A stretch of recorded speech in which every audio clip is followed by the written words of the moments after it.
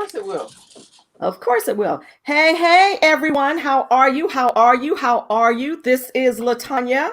I am here with Don Osborne, and I am excited today because we have the opportunity to talk to you in regards to the SBA loans and all of the information that she will have available for you, especially during this time of the pandemic. First and foremost, I'm hoping that each and every one of you guys are taking care of yourselves. You're doing well.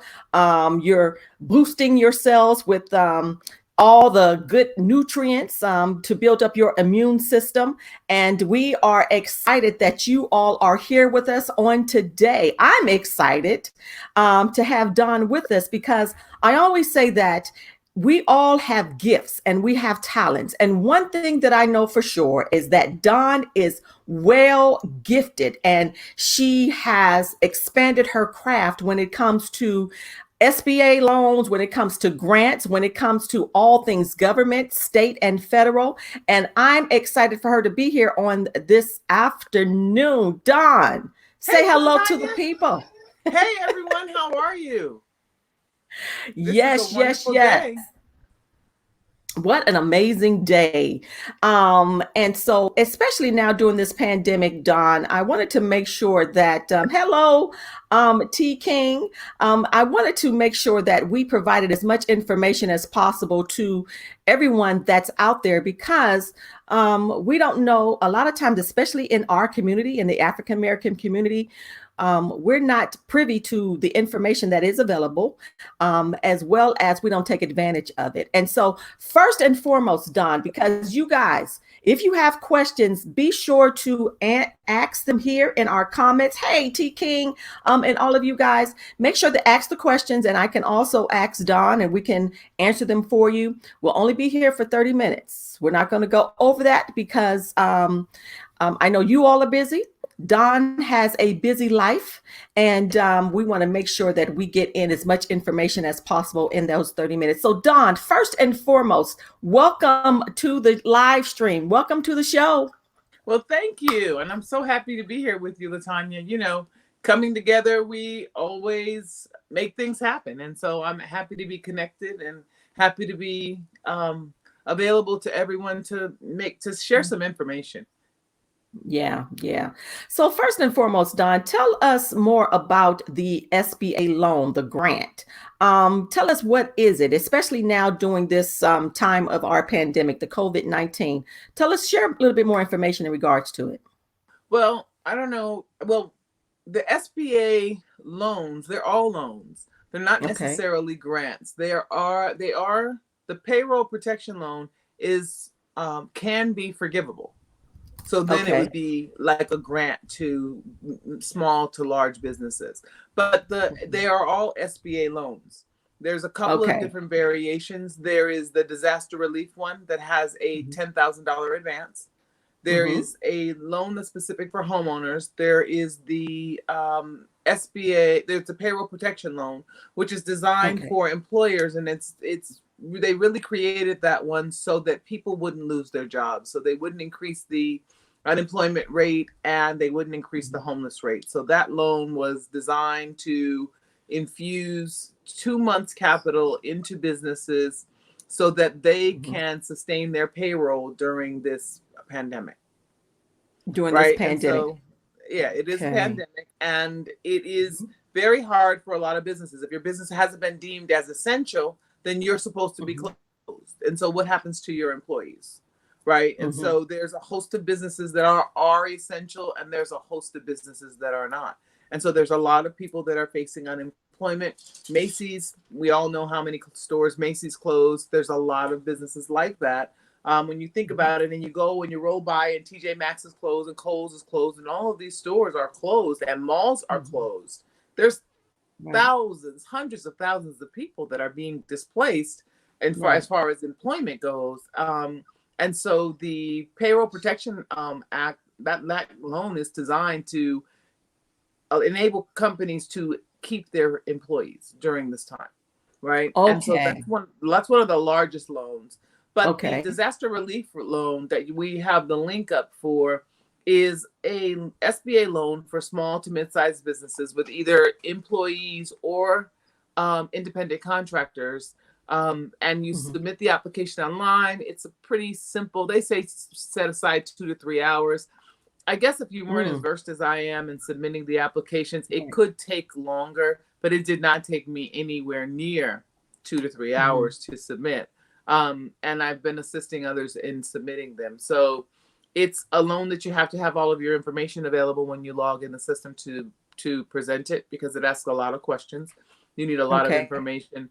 And it is a precursor to the full SBA loan, because once you submit that, they will then contact you for the rest of the information that they need if you apply with the link that we sent out.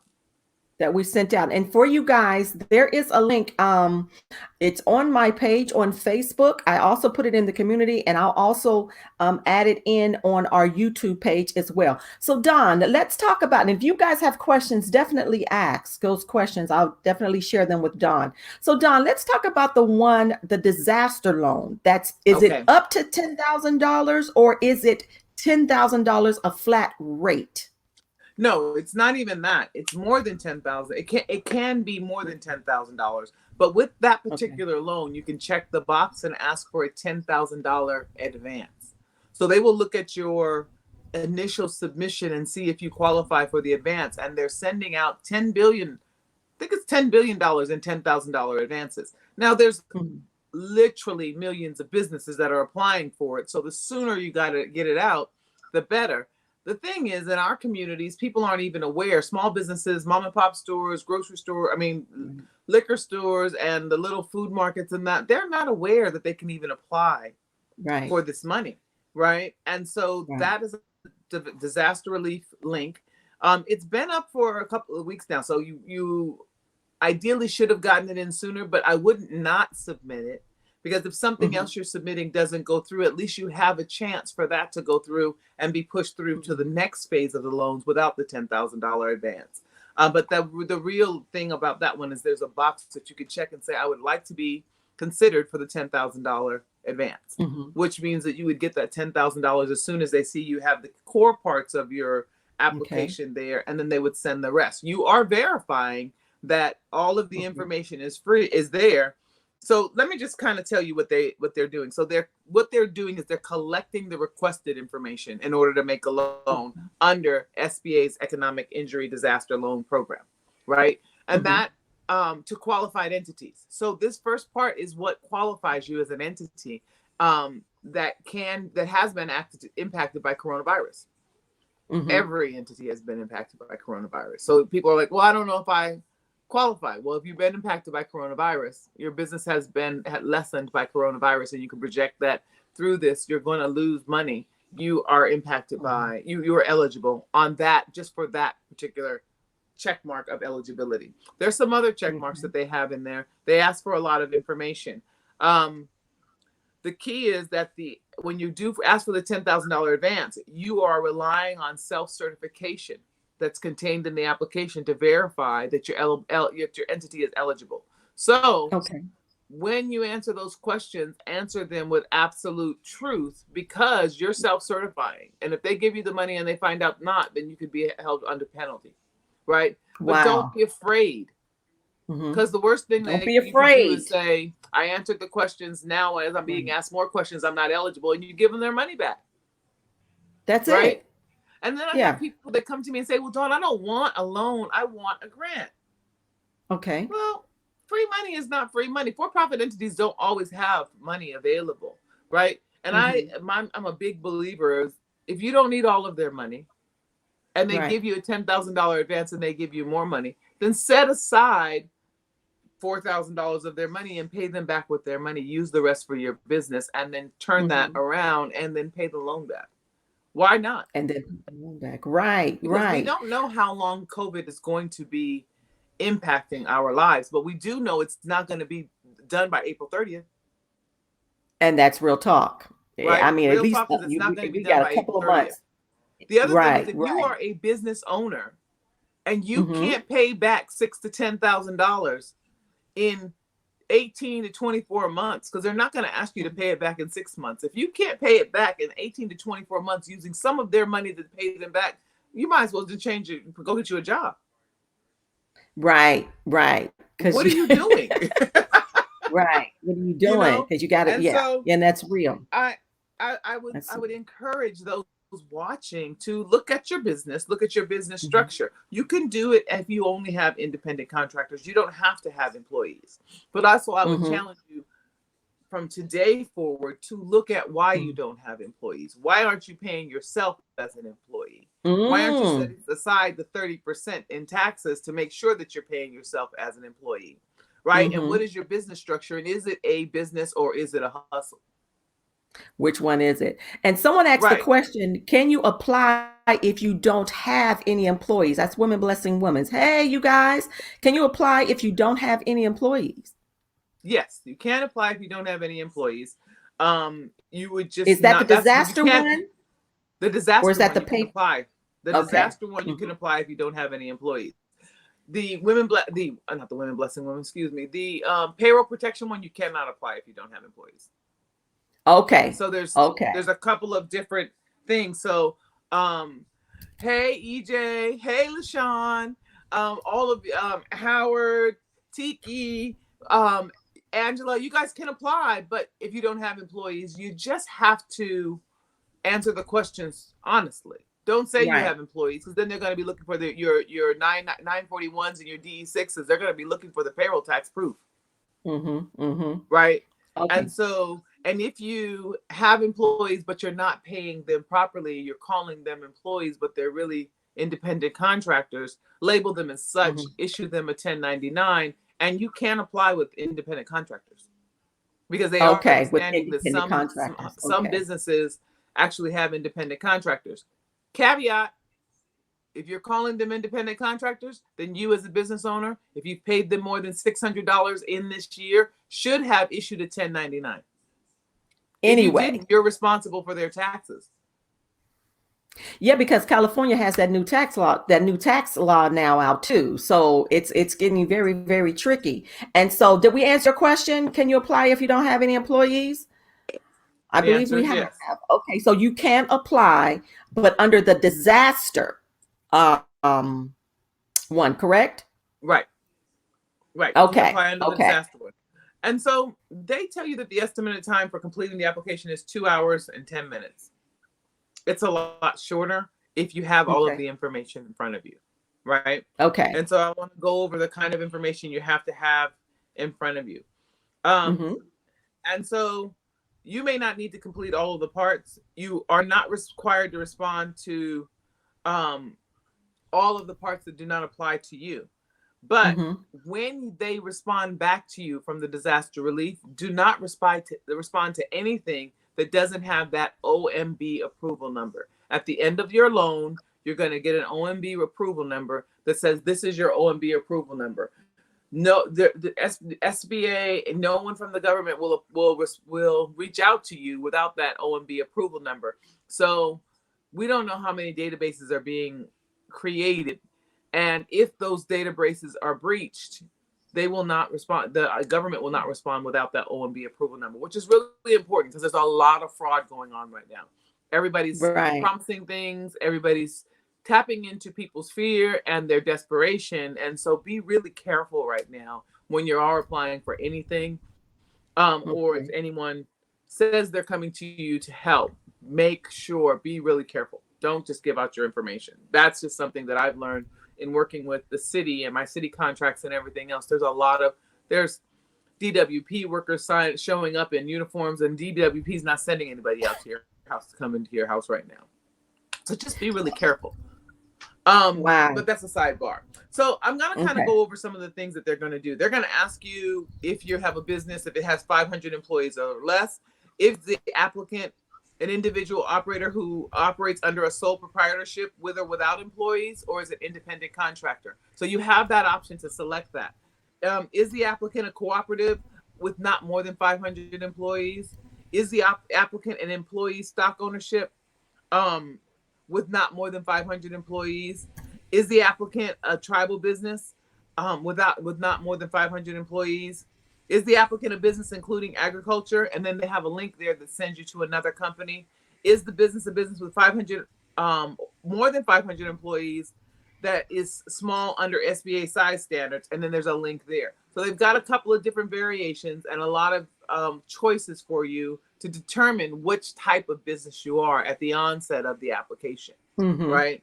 And then they have, is the applicant a private, nonprofit, government agency, or a nonprofit organization? Okay. So that's the other choice that you could be. So once you check that, then it goes to ask you a couple of questions that would make you ineligible. Like, is the applicant engaged in illegal activity as designed? And then they have nerve enough to say, as defined by federal guidelines. Right. Are you involved in illegal activities as it relates to federal guidelines? So, and tell the truth, right? And so, is the principal applicant with 50% or greater ownership, within 60 days or more delinquent in child support obligations? They're looking to see if you can self-disqualify before going any further. Okay. The applicant is not an agricultural enterprise. There's another different type of funding for agricultural enterprises. Okay. The applicant does not present live performance of a prurient sexual nature derived directly or indirectly. So they're trying to find out if you're doing things, selling sexual products, doing videos or anything like that. They're not going to fund that. Right. If you derive more than a third of your gross income from legal gambling activities, they're not going to do the loans, right? Okay. Is the applicant in the business of lobbying because they don't want any different angles for you to try and get the money? And it cannot, you cannot be a state, local, or municipal government entity or a member of Congress. So they've made sure that the members of Congress aren't eligible for this either. So those are the self-disqualifying questions that they have there that just let you know. We want to know what size entity you are, and then we want to make sure you're not doing any of these things. So they're really clear on giving you the opportunity to say, hey, okay, with this, I'm not eligible. If you check it, it'll tell you that you're not eligible. So they have all of those opportunities for you to be deemed as eligible or ineligible in that process. Right. And so then they go into all of the things I'm going to go into the kinds of information that they're looking for. Right. Okay. They want to know, the name of the business. Right. And your name of the business doesn't have to be a corporation. It could be a DBA, but they want to know the name of the business. Right. They want an email address for the business. They want a business address. Now, if your business address is your home business, that's fine. They just want a business address. So whatever you're using as your business address is what they're looking for there. Right. Okay. They want a business phone number. If your business phone number is one and the same with your cell phone number, that's going to be okay too. Right. But they want a business phone number. They want to know if they call asking for someone from 123 Printing and you answer that phone, you're going to know that that's 123 Printing. Right. Right. They want to know the date the business was formed. And so their next question is the date the business started, because sometimes we form a business and then we don't start working in the business till months later. Those might be two dates, different dates, but they might be one in the same. Right. They want to know your gross revenue, and everyone gets stumped on this question. They just want to know how much you made. It's not a complicated question. It doesn't have to be to the penny an exact number. Yeah. Right. It can be a very close ballpark number, but if you have it on your taxes from 2019, then put the number you put on your taxes as your gross revenue. Right. And they want to know they want to know cost of goods, but if you have a service business like mine, you're not going to necessarily have a cost of goods. So that's okay for that number to be zero, or depending on what your cost of goods is for your business. If you sell t-shirts and you had to buy $50,000 worth of t-shirts, that's the cost for your cost of goods, right? Then they want to know your total expenses. What are your total business expenses? And sometimes your business expenses can oversee your gross revenues. That's okay too. Right? People are like, well, I don't want to show them that I'm operating at a loss. Why? Well, we want that's the fear factor. The fear factor. We want your business to be deemed as profitable, but right now they're looking at how we can help you. You might have a slow start this year, or you may have had a rough patch last year. But don't put it down as one thing and something else as the other. Don't add to your business to make it look like you didn't have a loss, and then you showed a loss so that you get a break on your taxes. Right. On your taxes. Exactly. Make sure you're Okay. being that's transparent, and you're 100% transparent on that. They need to see Yeah. what it is, because when they look at the taxes, they're going to see it anyway. And if your Yeah. business They're is gonna new and see this it. is your first year filing taxes and you haven't filed them yet, you can still file them. Okay. And if your business is brand new, they're going to see that it's brand new. They like to see your businesses that are older. But what I told people, they were like, well, my business is this. I said, well, what happens if they just happen to give you the money and you didn't and you don't apply? Mm. All they can say is Mhm. no. All they can say is no. So you guys, if you know you're out there and you have a small business, just go for it. I mean, go for it. I mean, all they can do is say is no. So you got to have a tax ID number, right? Tax ID number. Even if you have a DBA and you haven't gotten a tax ID number yet, you can use your social security number. But I would tell you, if you have a DBA, go get a tax ID number. Separate Okay. yourself in that business. Right? Just do Okay. it. It's simple. Right? And then they want to know the type of business that you have. Is it an S Corp? Is it a C Corp? Is it an LLC? Is it a sole proprietorship? If it's a DBA, it's a sole proprietorship. You can just determine that. They want to know if you have a rental property loss of rents. And I have a client that has an Airbnb, and he definitely had loss of rents. Right. Right. And so how is your business being impacted? If you have tenants and they are not paying and you know they're not going to pay, then you can project the loss of rents for 3 months. Yeah, for 3 months. Right. They want to know the name of the principal of the company. They want to know that principal's date of birth. They want to know your place of birth. They want to know your social security number in addition to the EIN of the company. If it's one and the same because you're a sole proprietor, that's fine, but they really want you to have an EIN, right? Then they want to know your personal email, because they have a section on the principal where they ask for your personal email. They want to know your residential address. If it's the same as the business address, that's fine, because that just means you're a home-based business. But they want to know your residential address. Then they want to know your bank name, the routing number, and the account number, because the ideal scenario is that $10,000 advance would just be wired to your account. So it can be a quick process. They say it could be a quick process, but I don't know anybody that's received it yet. Yeah. But opposed to a paper check. So everything is trying to happen electronically, just like for unemployment. I believe they said they're giving out little cards, Bank of America cards, and they're putting the money on the cards opposed to sending out checks. Yeah. Right. Yeah. And so that's what happens with that's what happens with the unemployment. It's the same thing that happened. I've submitted probably about 23 grants since this process with the COVID emergency funds. And most of the funders that are funding these emergency grants, they want your bank and your routing information because they want to just wire the money to you. Okay. Right. And so that's something that they want. Oh, and they want you to have a business account. They want to wire it into the business account. So for many people that are here now, hopefully everything is in order, because we always talk about the foundation anyway. So even if your foundation is currently not in order, things like this will cause you to put yourself in order. Make sure your foundation is straight. Am I right, Don?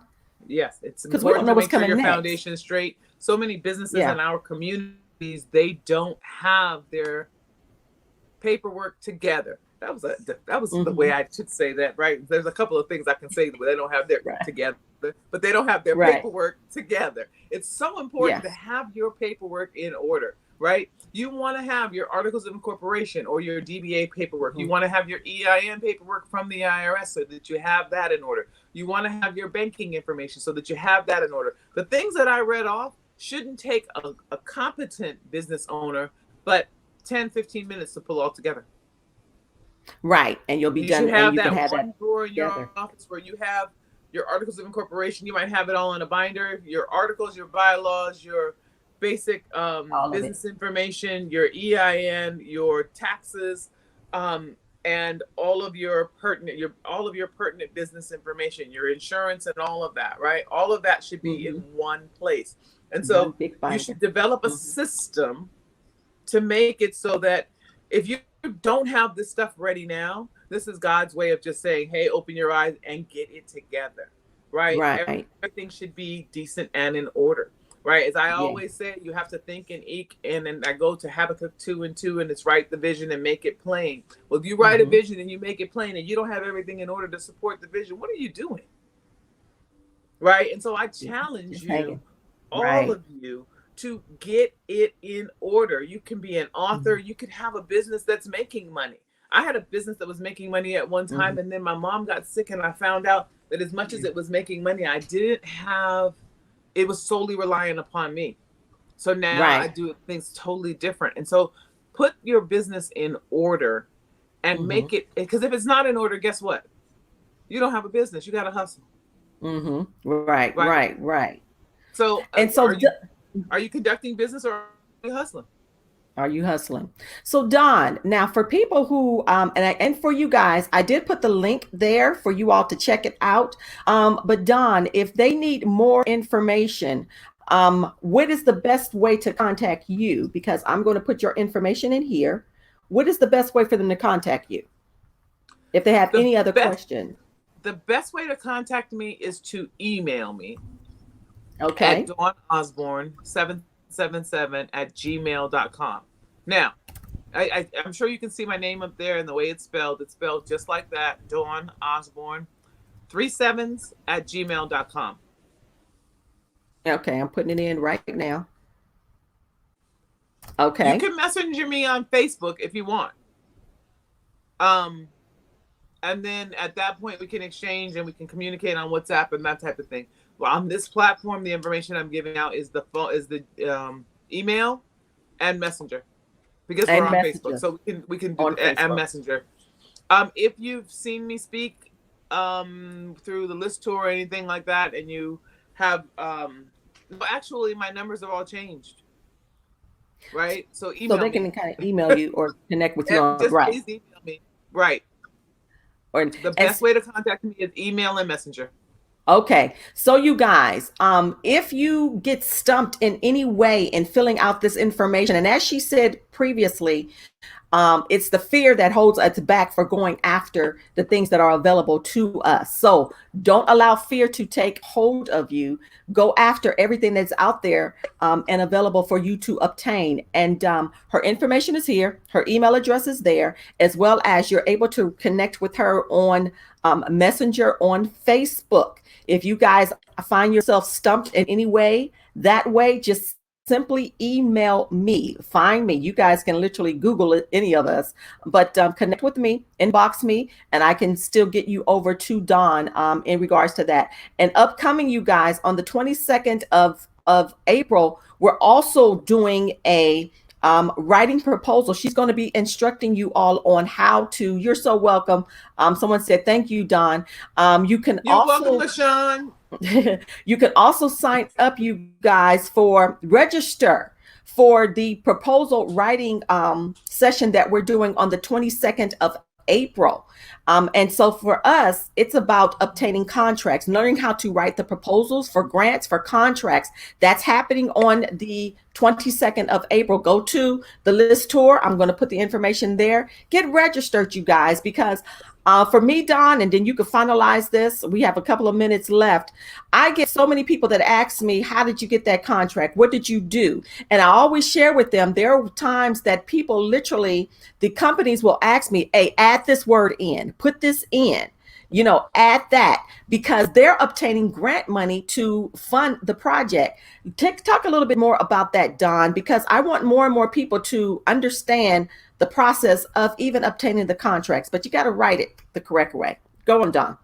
Writing it the correct way is everything. Even answering the questions in these emergency grants and the grants, the SBA, you're going to have to tell them what it is that has caused your need, what your deficit is, and what you're really needing. And so a grant is a business plan, is a proposal, right?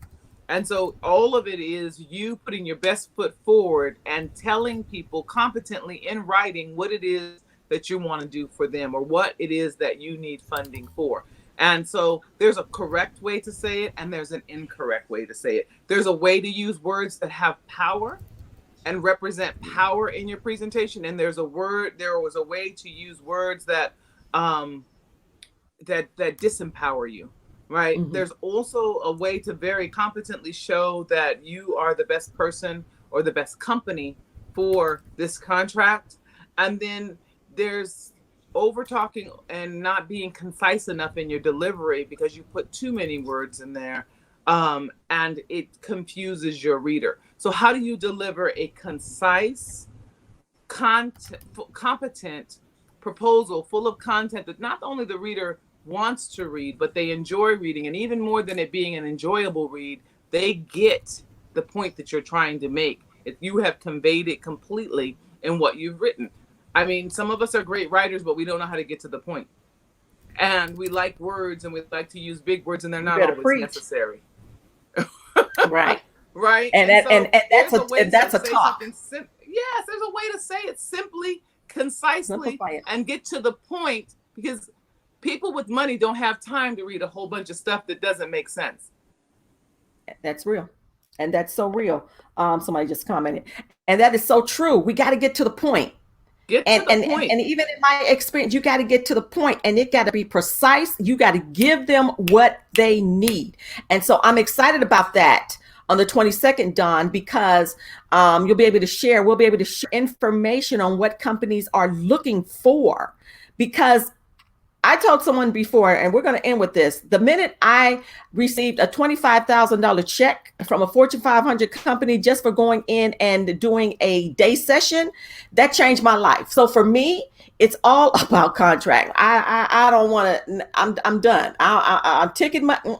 When you see that, you guys, when you get a taste of that, your whole mindset begins to change, and you will go after and connect with people who are able to help you write those proposals to get that funding. And so I'm excited about that on the 22nd. I'm excited about that too. And the other thing is, you are also, when your writing is concise, you're not afraid to ask for what you're worth, because it's You're not. clearly stated, and what you're worth is made clear, right? And so Yeah. what I want to show you is how to convey your get your point across and get what you and your product and your service are worth through What it's worth. a wonderful proposal. And it will change you all. It will change your life. It'll You won't even think the same. It will change your life, you all. it'll take your I'm here. business to the next level. It'll take it to the next level, and be prepared. All right, you all. Thank you all so much for coming to this live stream. I hope all the information that you needed was there. You can definitely connect with Don if you have any further questions. The link is up top on where you can apply for the loan, for the SBA loan for what is it called? The disaster Relief. Yeah, it's SBA's You can apply for that. It's COVID-19 disaster relief. Okay, it's there. And I put the link up there, you guys. And until next time, we're connecting again on next week. You guys have any questions, you are so welcome. We love you guys so very much, and we want to see you succeed and to be successful. Any last words, Don? You guys be safe. Stand on your faith and know that God's got us through this whole thing. And the one thing that I want you to know is that business isn't stopping. So use this time to build your business. Take in information, align your business, solidify your foundation, because everything is on an upswing. Everything from here will be going up. We're going into a whole new position as a whole world globally. And so you need to position your business to be on that upswing. Be ready, you guys. We lead, and we lead with excellence. All right. Love you all so much. And until we meet again, use this information to your benefit. All right. Take care, you guys. We love you. All right. Thank you. Bye-bye.